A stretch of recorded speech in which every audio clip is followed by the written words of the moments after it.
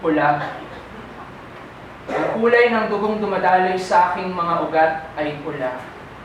At marahil ay isang sumpa na sa bawat pagpikit at pagmulat ng mga mata ang inang bayan ang aking inaalala, bughaw. Ang kulay ng iyong mga mata ay bughaw na tila may islap ng pagtataka, ikaw, at ikaw. Na iba at salungat ang ritmo ng tibok ng puso sa aking pagmarcha. Ang aking bawat pagpadyak ay nakakarindi sa iyong tenga, ikaw. Na tinataas ang kilay sa aking pagsigaw, ikaw. Na hindi man lang kumikibo, inuuna ang pansariling kapakanan, ikaw. Na pilit hinaharangan ng aming daraanan dahil nakikinabang sa nananaig na sistema ng lipunan, ikaw. Ikaw na walang kamuang-muang. Sinasabi ko sa iyo ngayon. Sa likod ng bawat pulang bandera ay nagliliyab na puso. Ang ingay ay usok na pinaitim ng aming pasakit at pagdurusa. Hindi ako isang tambay na naghahanap lang ng away. Ang hanap namin ay justisya. Hindi ako isang napariwarang anak na ikinakaya ng aking mga magulang dahil inuuna kong tuligsain ang mga magnanakaw ng kabanang bayan kaysa maghanap ng panlamansan. Hindi ako isang librong hindi natapos sa akin. Hindi ako isang diplomang hindi nakamit. Ako ay pahina ng aklat na lumilipad sa hangin upang ang iyong mga anak ay makapag-aral din. Hindi ako magkikibit-balikat lang. Hindi ako mananatiling bulag sa mga buwayang lumalangoy sa sarili nating dugot pawis. Hindi ako mananatiling pipe na hindi magsasalita sa bawat itinatayong piramide ng mga makabagong paraon.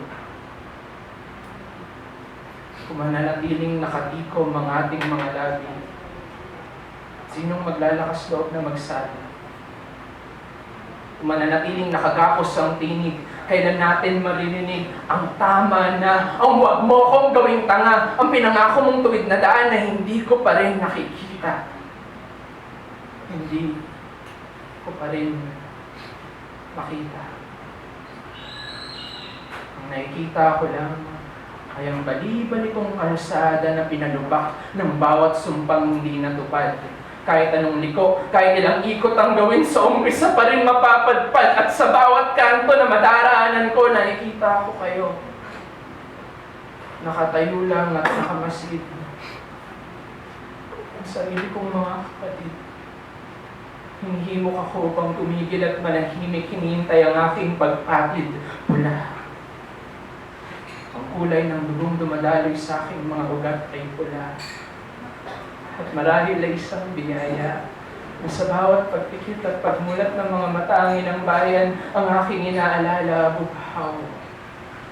Ang kulay ng iyong mga mata ay bughaw, na sa tuwing nakatingin sa akin ay tila may bahid ng pagkamut at pagtataka. Hanggang kailan tayo magsasawalang bahala? Hanggang kailan natin paghihiwalayin ang bughaw mula sa pula? Hindi ba't ang mga kulay na ito ay bahagi ng isang bandila? Huwag kang magkakamaling sabihin na ang lahat ng ito ay walang saysay. Hindi ko sinayang ang buong buhay ko sa ilalim ng tirik na araw. Hindi ko sinayang ang boses kong napaos na sa kasisigaw dahil alam ko na balang araw ay mahanap ko rin ang daan. At ang aking kamao, ang hudyat ng pagbukas ng tarangkahan pakipusa. Kung ang pagkapula ng iyong dugo ay hindi mananaig, maaari bang bigyan daan na lang ang aming mga tinig? Gayunpaman, pagbukas ng pintuan patungo sa bukang liwayway, iaabot ko pa rin sa iyo ang aking mga kamay. Pinagbuklod ang aking pulang dugo at ang iyong bughaw ng mga mata. Halika, kapatid ko, isasama pa rin kita.